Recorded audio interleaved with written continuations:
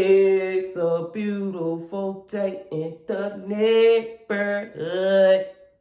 Reaction BeaNeoS 20. Hey, hey.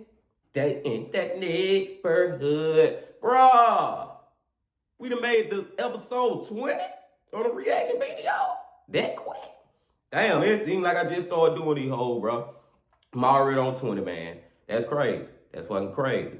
But anyway, I digress from that.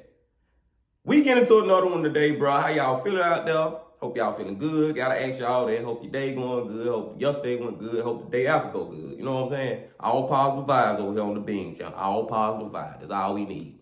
And we're gonna get into another video, like I just said, bro. And this time, we going to the NBA. Why we going to the NBA? Because shit, we almost at the finals. The Warriors already made the finals. And we got a game 7, Celtics versus Heat. Who y'all got? Who the fuck y'all got? I'm riding with them Heat, man. A lot of folks thought the Heat were going to lose game 6. I was pulling for the Heat game 6, and them boys showed up and they showed out. You know what I'm saying? So that's why I said this video that we're going to get into today is called You Won't View the NBA the Same After This Video. Now, you know I had to go into some conspiracy shit with it, because that's what we do on this channel. You know, it's either some conspiracy shit, some paranormal shit, some mysterious shit. Like, that's what we like to do over here, bro. So scrap that motherfucking seatbelt up. Scrap it up now, because we finna go on a ride. We finna go on a ride. We finna go on a ride. Make sure you got what you need. I got my vape in my hand. I got the blunt in the air tray. I got the bud. I ain't right here. That be cold, too. I'm ready to go. Y'all ready to do it? Let's fucking do it. Every once in a while, I get this urge to make an NBA conspiracy theories video. And today, I got 4 of them for you. You guys seem to really enjoy watching them just as much as I enjoy making them. So with that being said, let's get into it.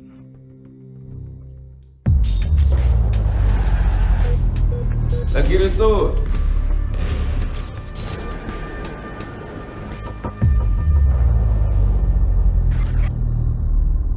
Cosgrove. Fuck with Cosgrove.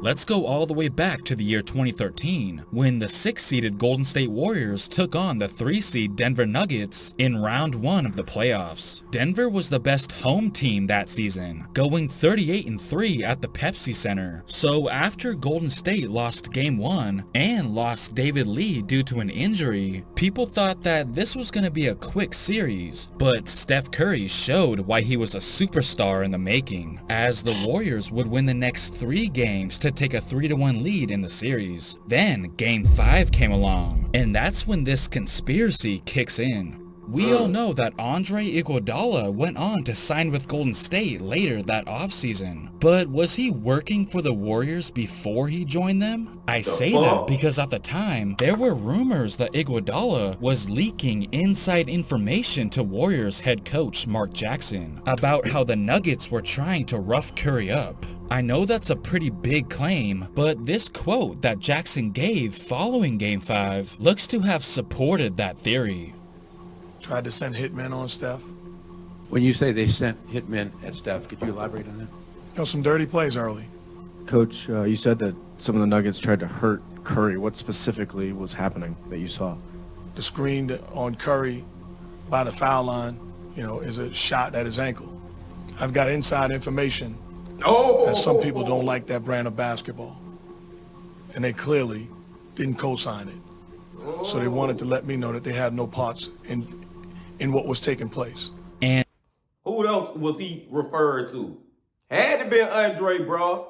That man was telling goddamn, that's crazy. This nigga was an informant. Hey, because he was about to cross over to the other side. Hey, that was a good one. Let's keep listening to it. Take it back 10 seconds. It's good. It's good. Like that brand of basketball. And they clearly didn't co-sign it.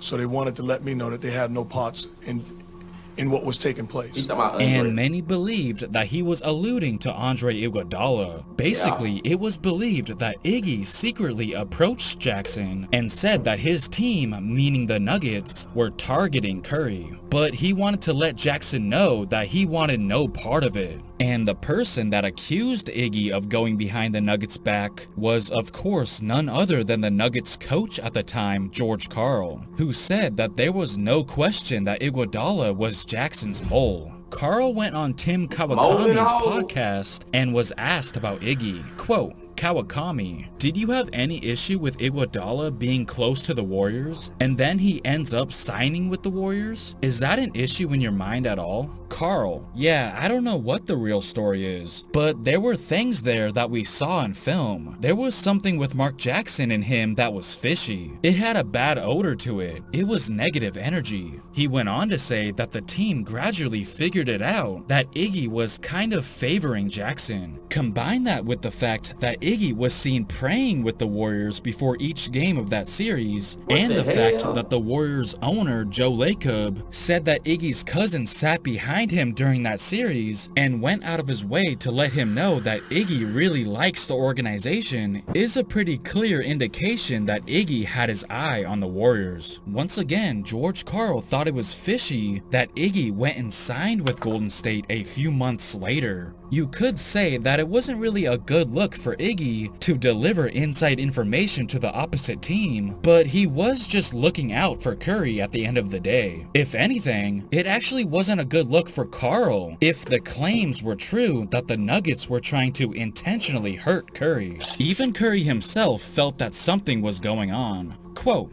I'm going through the paint minding my own business, and they're coming out of nowhere trying to throw elbows. They've got a hit on me. I don't know what it is. Curry suffered a sprained ankle and an ugly poke to the eye during that series, so that should tell you something. I mean, you can clearly see Kenneth Faried sticking out his leg to try and trip Curry as he's going through the lane. And as for Iggy, he actually played very well for Denver that series, so take that as you will. The New Orleans Pelicans. That was a good one, bro.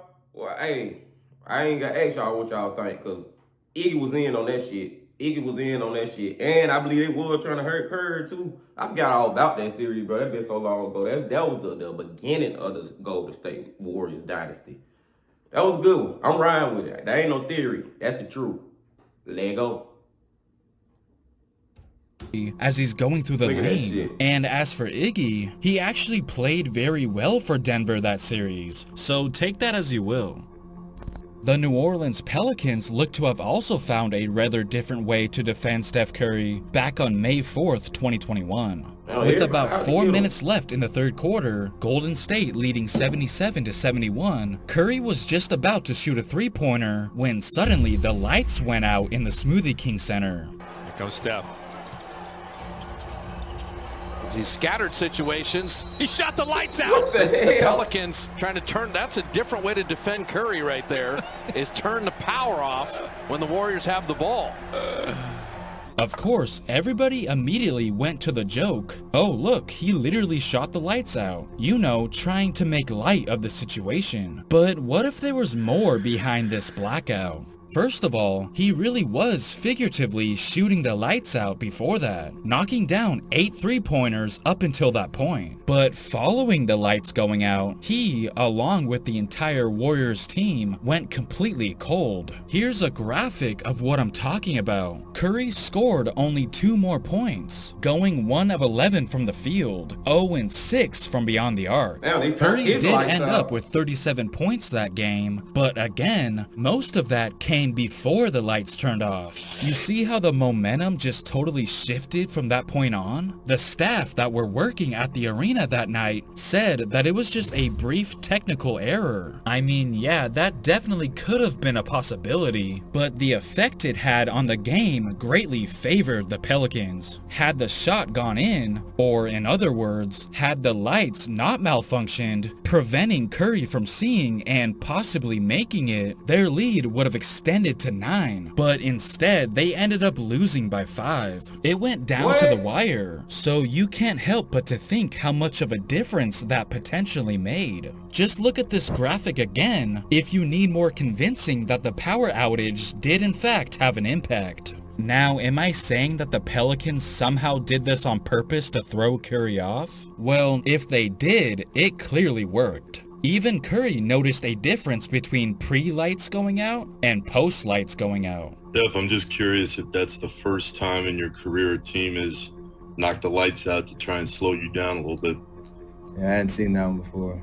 They tried to get me saying I shot it before the lights went out, but it's a weird situation because we were flowing a little bit. I guess kind of after that, it's kind of a rough offensive situation, but it wasn't as long as that one that happened in the Super Bowl that one year. But it was kind of weird just in general. It's interesting because that Super Bowl 47 incident he was referring to also coincidentally took place in New Orleans, where the momentum happened to totally change in that game as well as a result. So either they need to fix their electrical situation, or they must get a kick out of messing with us. But see, that's what I'm saying, bro. How the lights out, but shouldn't all the power be out? Why that's still on? And if y'all go back and look, I was looking at that shit too. The fucking shot clock lights was still on. So it's like, man, I ain't say I believe it one. I ain't gonna say I believe it one. It's more of a conspiracy theory. I ain't gonna say I believe it, but shit be possible, bro. Fuck y'all think, man. Y'all think. Fucking go. To totally change in that game as well as a result. So either they need to fix their electrical situation, or they must get a kick out of messing with us. Now, believe it or not, we might have yet another situation where it looked like Curry was potentially targeted. A pretty scary moment took place during this past opening night between the Lakers and Warriors on October 19th, 2021. It was in the third quarter when Curry was seen slipping on some liquid and falling to the ground on the sidelines after attempting a 3 in the corner. Apparently, a drink had been spilled and not cleaned up.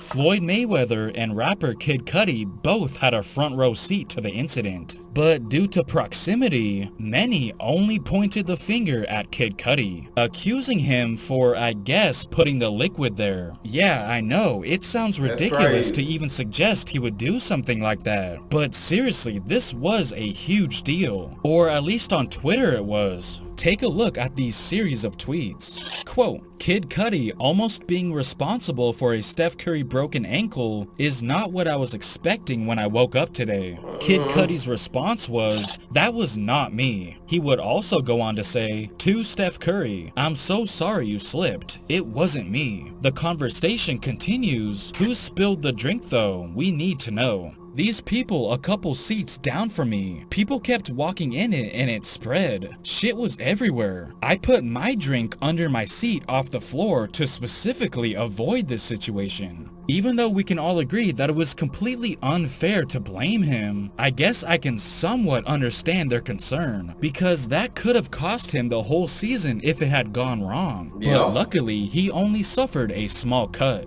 I mean, I guess it was also kinda suspicious that he was seen wearing an entire Toon Squad Space Jam 2 uniform on top of the fact that he's literally from Cleveland, but that's neither here nor there. Kobe Bryant's last ever game of his legendary career will forever be remembered. Hold on, they went too fast. He went straight into the last one. But on that one, I don't know. I don't think it had to be him. Now somebody could have either somebody could have waited on purpose to try to get Curry hurt, or somebody just accidentally wasted. And the damn people who supposed to dry it up knew it was down there and ain't get the shit up trying to get Curry hurt. I don't know, man. See, these conspiracies can go so many different ways, bro. But on that one, I'm just going to look at it as it was what it was. Somebody wasted a drink, Curry slipped on it. Did they try to do it? Did they try to attempt to do it? I don't know. What y'all think? Let's go. Hey, we talking about the Bean, baby. We talking about Kobe Bean Bryant. Literally from Cleveland, but that's neither here nor there. Kobe Bryant's last ever game of his legendary career will forever be remembered as a special night. But there was a theory going around that the reason he was able to drop 60 was because the Utah Jazz purposely took it easy on him, being his final game and all, just letting him score. While interesting, there's no way we can know for sure if that was the case. Unless, of course, those Jazz players back then happened to come out and confess. But Mike Tirico had a theory of his own while speaking to Ryan Russillo of The Ringer. Tirico believed that Gordon Hayward intentionally stepped into the lane during Kobe's last trip at the free throw line. Let's have him explain it. He hits the first one for 59. He's at the line the second time. And you've got to watch on the free throw line, closest to Kobe, back to the camera, is Gordon Hayward. Gordon Hayward steps into the lane as Kobe's about to shoot that last free throw for 60, in case he missed it to give him another shot for 60. It was like Gordon Hayward, his team losing in this game. They blew. Yeah, now I see what Mike Tirico talking about. That's why Gordon Hayward did that shit, because you know Kobe would have missed it. They would have called a lane violation. Kobe would have had another opportunity. Fuck that. My man, he scored that shit, bro. He dropped them 60, bro. They ain't let him do shit. Go watch it. Go see he got that damn 3 hit at the end. Then that pull up J. Man, going on, bro. I ain't riding with them. Fuck that. We'll take it back, though. We'll hear the rest of it out. Into the lane as Kobe's about to shoot that last free throw for 60, in case he missed it to give him another shot for 60. It was like Gordon Hayward, his team losing in this game. They blew a lead, blah, blah, blah, blah. He had the complete wherewithal at 59 to just put a foot in the lane and look over at the ref, just in case Kobe missed it. But Hayward denied that that was his intentions. Quote, "It has come to my attention that there's a story going around tonight about an intentional lane violation that I took to ensure Kobe would get his 60th point in his final game. And many are applauding me for the gesture. The fact of the matter is, that is not true. That was a night that I will truly never forget, as I can remember almost every moment of it. And my goal that night was to compete as hard as I possibly could against Kobe, because that is what he was all about, and I wanted to give him my very best. He got 60 on me, and I didn't give him anything free all night. What happened on the free throw line was not intentional. Kobe would have lost respect for me if I gave him something free. That's what made him so very special."